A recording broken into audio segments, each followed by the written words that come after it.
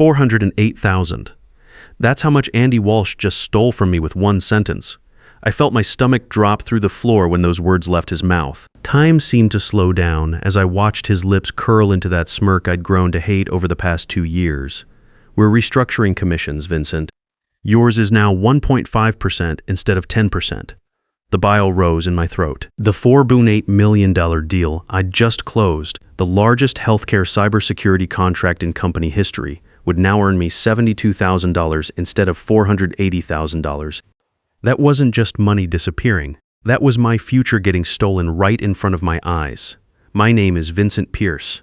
I'm 47 years old, married to Jennifer for 19 years, and I've been at Titan Business Solutions for 16 years. Before I tell you how I made Andy Walsh regret the day he was born, let me explain what really happened here. I'd spent those 16 years building something real at Titan. Started as a junior account manager when I was 31, worked my way up to senior director of enterprise healthcare solutions. I was the guy they called when a deal was stuck, when a client was ready to walk, when they needed someone who actually understood the healthcare industry instead of just pushing generic security products. Titan sold cybersecurity solutions to hospitals and medical companies. Complex stuff that takes months to close, where a standard 10% commission could set you up nicely as you approached 50 and started thinking seriously about retirement. The kind of deals where relationships matter more than flashy presentations. I joined Titan after my previous company got acquired and my position became redundant. At 31, with a mortgage and Jennifer pregnant with our first kid, Titan seemed like the stable choice. Professional, established, the kind of place where hard work actually got rewarded. For 16 years, I was right about that. I worked my way up by being the guy who understood what healthcare clients actually needed. HIPAA compliance, integration with legacy hospital systems, ransomware protection for patient records. I wasn't just selling security software, I was solving real problems for people trying to save lives. When MedCore innovations appeared on our radar 6 months ago, everyone said they were impossible. They were revolutionizing AI medical imaging, and their CTO, Dr. Patricia Rodriguez, was known for being brilliant but impossible to impress. MedCore had already rejected proposals from every major cybersecurity firm in the country.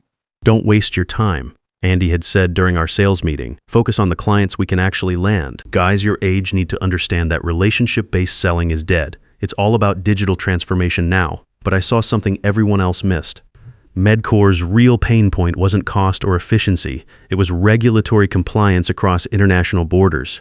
They were expanding into European markets where data privacy laws made American HIPAA requirements look simple. I spent 3 months practically living and breathing MedCore. I talked to their compliance officers, their IT staff, even their administrative assistants. I learned about their frustrations with current vendors, their expansion timeline, the regulatory nightmares keeping their executives up at night. While Andy's team was pushing automated demos and PowerPoint presentations, I was building real relationships with people who actually made the decisions. This is exactly why we need fresh talent, Andy had said when he saw my approach. Boomer sales tactics don't scale. We can't have one guy flying around the country drinking coffee when we could close 10 deals with inside sales. When I finally got my meeting with Dr. Rodriguez, I didn't pitch products. I presented solutions to problems she hadn't even mentioned in their RFP. I watched her face change from skeptical to genuinely impressed. You actually understand what we're trying to accomplish, she said, leaning forward. That's refreshing. Most vendors just want to show us features we'll never use. It took another 4 months of meetings, demonstrations, contract negotiations. I worked 70-hour weeks, missed my son Christopher's high school graduation ceremony, developed stress headaches that kept me awake at night. Jennifer started asking when I'd be home for dinner again. Our mortgage rate had reset 2% higher, and we were already stretching to cover Christopher's community college costs for his HVAC certification program. But I did it. MedCore signed a 3-year contract worth $4.8 million, the largest deal in Titan's 20-year history. The contract included implementation services, ongoing support, and compliance monitoring. Real money. The kind that could finally give my family the security we'd been working toward for nearly 2 decades. The morning after the contract was finalized, I walked into the office feeling like I owned the world. People who barely nodded at me in the hallway were suddenly my best friends. The CEO sent a company-wide email congratulating me. My commission, that life-changing, debt-erasing, retirement-securing $480,000, would be paid when Medcore's first payment cleared in about 4 weeks. Christopher could finish his program without student loans. We could refinance the house at a decent rate. Jennifer's thyroid medication wouldn't be a monthly budget crisis anymore. Maybe we could even think about that lake house we'd been dreaming about since our 30s. That was yesterday. Today, Andy called me into his office. Andy Walsh was 35, brought in from outside 2 years ago as VP of Sales. He was the CEO's son, fresh off an MBA from Northwestern, with a habit of using buzzwords like they were magic spells. He loved talking about optimizing legacy processes and right-sizing our workforce, which basically meant firing anyone over 45 and replacing them with kids who'd work for half the salary. "Vincent, fantastic work with Medcore," he said, his voice dripping with fake enthusiasm. "Truly exceptional."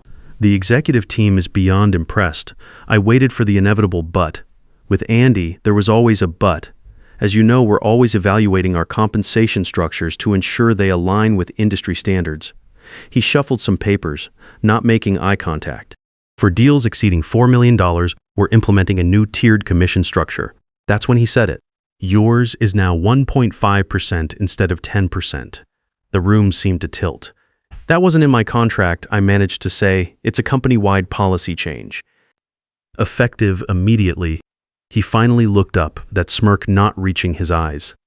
Think about it, $72,000 is still substantial. Most people would be thrilled with that kind of bonus. I sat perfectly still. 16 years of loyalty, of missing family dinners and working weekends, of trusting that hard work would be rewarded. All of that stopped me from reaching across his desk and grabbing him by his expensive tie. Besides, Andy continued, leaning back in his chair, "You need to understand that big commissions create the wrong incentives. We're building a sustainable business model here, not feeding outdated compensation expectations from a different era. Different era. Like the era when people got paid what they were promised." Instead of exploding, I heard myself ask, was this planned before I closed Medcore? Andy cleared his throat. The executive team has been discussing it for some time. "The timing is unfortunate. Unfortunate. Like he'd accidentally stepped on my toe instead of stealing $408,000 from me." "Look, Vincent," he said, putting on his most patronizing voice, "I get it. Change is hard, especially for someone who's been here as long as you have. But we need to modernize. The old way of doing business, relationship selling, big commissions for individual contributors, that's not scalable. We need systems and processes that don't depend on any one person. Translation, we need to get rid of expensive old guys like you." "Congratulations again on landing the client," he said, dismissing me. "We're lucky to have you on the team." I walked out without a word, my footsteps echoing on the polished floors.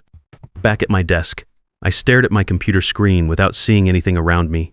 The office buzzed with normal Tuesday morning activity. People discussing weekend plans, complaining about the coffee machine, living their regular lives while mine had just imploded.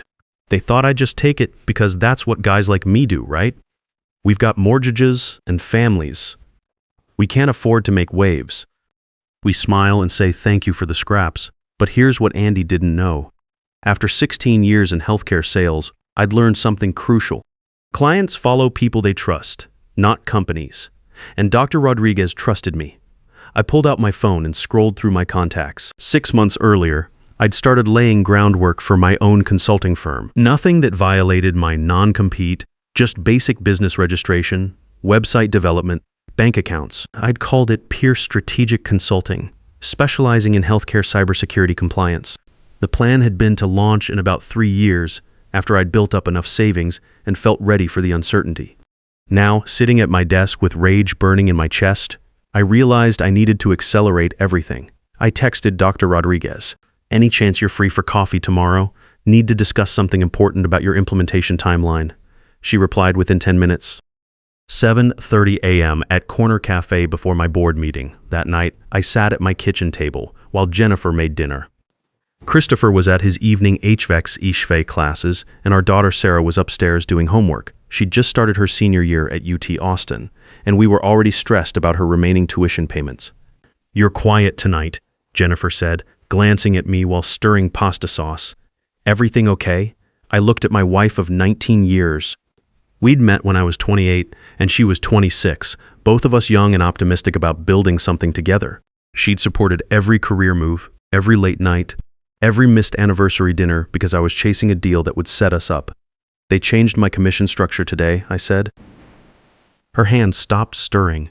"What do you mean changed?" "The Medcore deal. Instead of $480,000, I'm getting $72,000. The wooden spoon clattered against the pot. "They can't do that. You already earned it." "Apparently they can." Jennifer sat down across from me, her face pale. "Vincent, that money was going to." She trailed off, but I knew what she was thinking.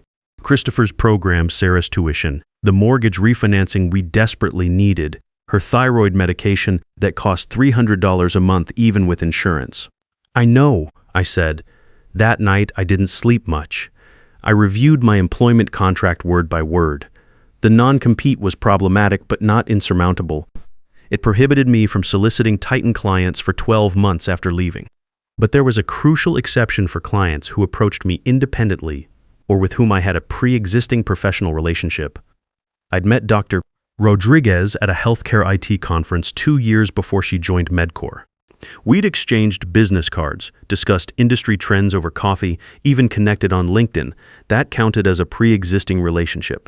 I also reviewed Medcore's contract with Titan. The language specified deliverables and timelines but was vague about which individuals would provide the services. There was no guarantee I would personally oversee their implementation. More importantly, there was a 30-day cancellation clause with prorated fees for services not yet rendered. By morning, I had a plan. It was risky, potentially career-ending if it went wrong, but sitting there in my kitchen at 5 a.m., calculating how we'd survive on $72,000, instead of $480,000, I realized my career was already ending. Andy had made sure of that. The only question was whether I'd let him control how it ended, or if I'd take control myself. Dr. Rodriguez was already at Corner Cafe when I arrived, dressed impeccably as always, typing on her laptop. "This better be important," she said without looking up. "I have board members flying in from Chicago in 2 hours." I sat down, my hands steadier than I expected, given what I was about to do.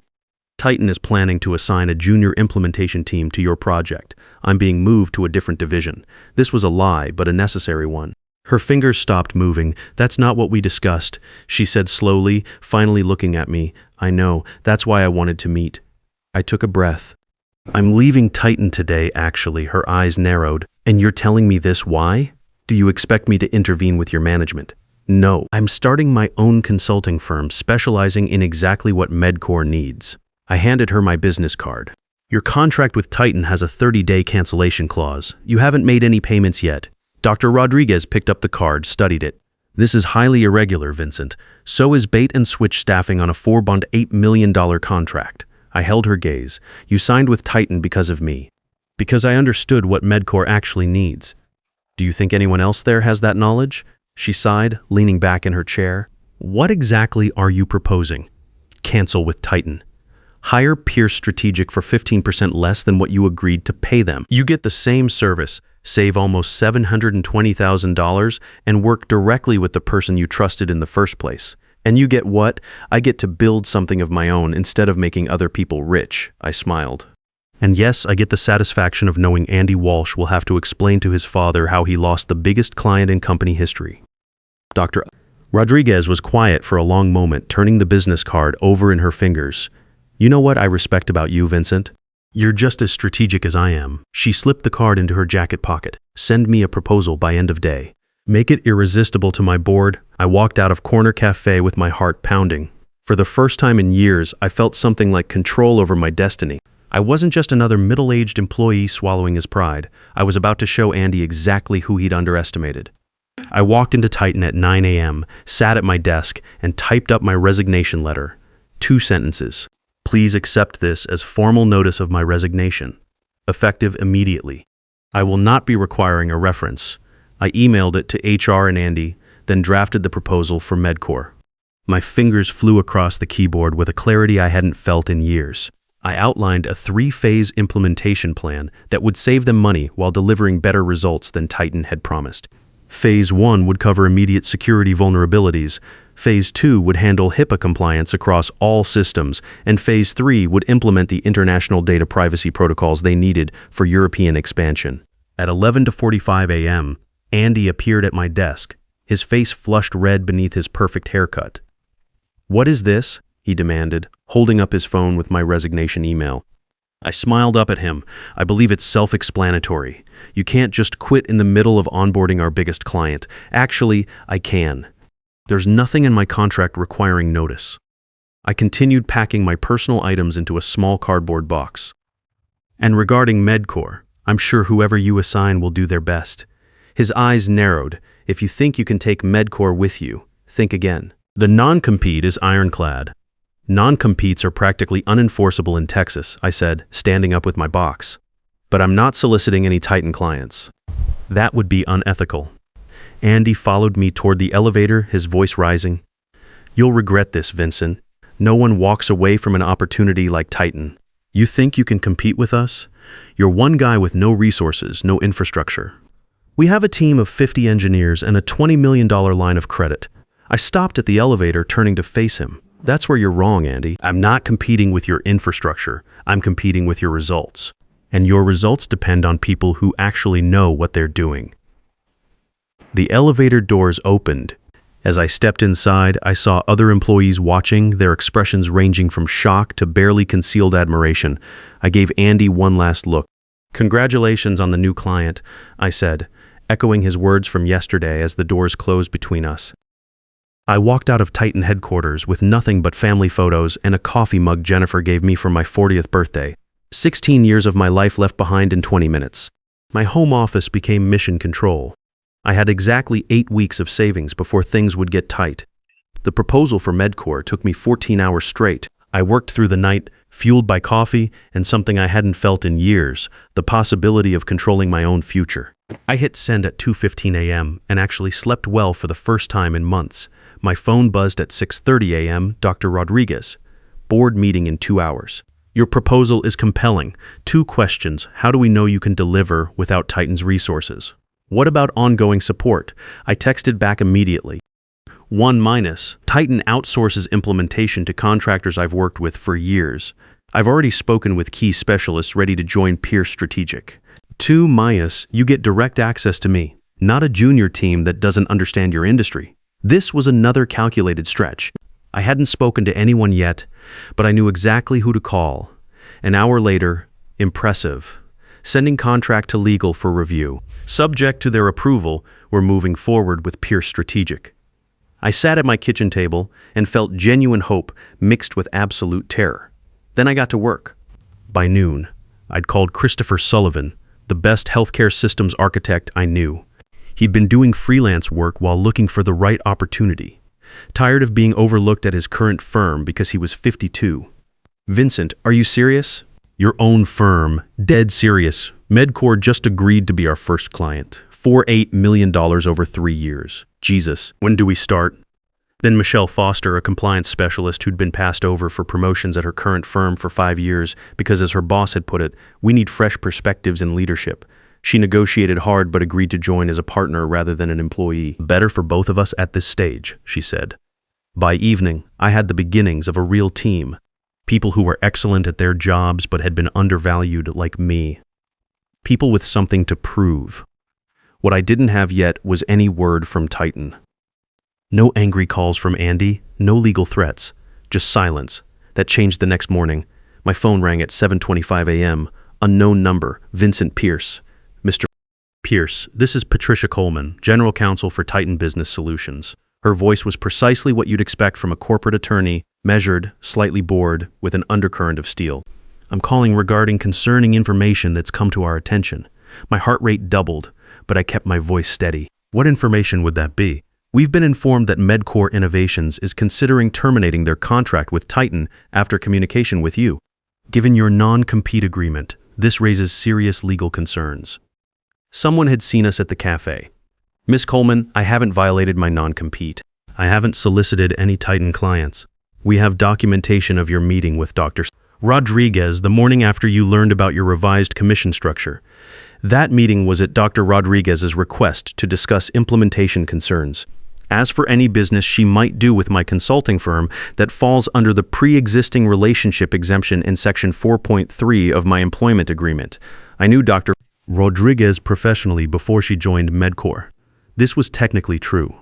I'd met Dr. Rodriguez at a healthcare IT conference 2 years before she joined Medcore.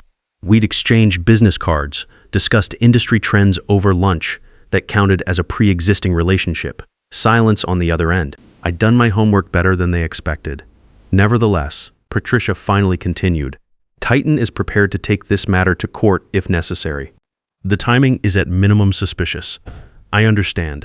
And Titan is certainly within its rights to pursue litigation, just as I'm within my rights to share with the court documentation of how my commission was retroactively slashed after landing the largest contract in company history. I'm sure that would make for interesting coverage in the trade press.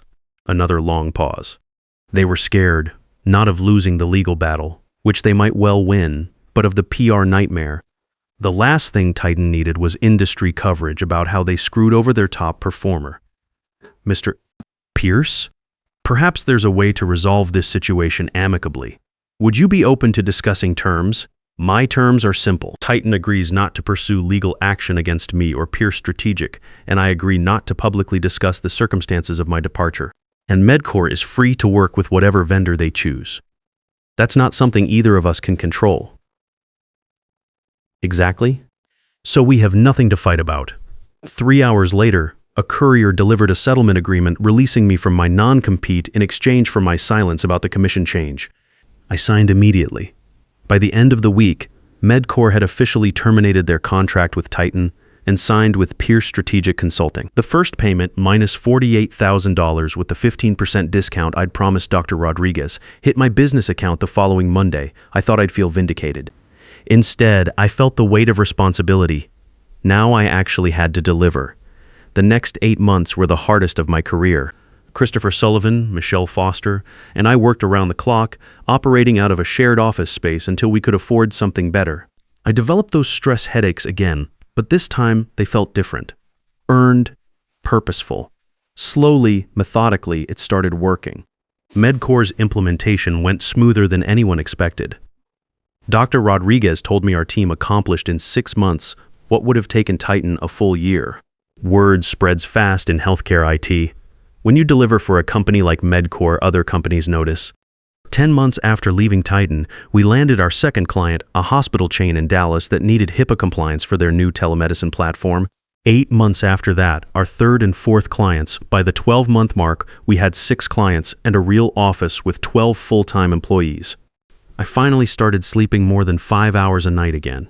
Christopher finished his HVAC program debt-free and got hired immediately by a commercial contractor. Sarah graduated from UT with no student loans. Jennifer and I refinanced the house at 3.2% instead of the 6.8% we'd been stuck with. I hadn't heard anything about Andy or Titan until Andy Walsh, my former colleague, asked me to meet for coffee. We met at the same cafe where I'd first pitched to Dr. Rodriguez on working with Pierce Strategic. You probably haven't heard. Andrea said after we'd ordered. Andy got fired last month. I nearly choked on my coffee. What happened? After you left with Medcore, he promised the executive team he'd replace that revenue within 6 months. Kept telling everyone he had big deals in the pipeline. She paused for effect. Meanwhile, 3 more healthcare clients didn't renew their contracts. They'd worked with you before and didn't even consider staying with Titan. I shook my head. I didn't reach out to any of them. No, but their contracts were up for renewal, and they remembered who they'd actually worked with. Word is Titan is down almost $12 million in projected annual revenue. I sat back, processing this. How's morale? Terrible. They cut commission structures across the board after losing the Medcore contract. 8 more salespeople have quit in the past 6 months. She grinned. Oh, and they tried to recruit me to take over your old territory. I told them I was interested in joining Pierce Strategic instead. My eyes widened. Are you serious? If the offer's still open? I saw your LinkedIn post about hiring business development managers. 2 years later, Pierce Strategic Consulting has 28 employees and annual revenue of $14 million. We've never had an employee leave for a competitor. Our commission structure remains exactly what we promise, and our client retention rate is 97%. Jennifer drives a new Honda Pilot now. Christopher bought his own house at 21.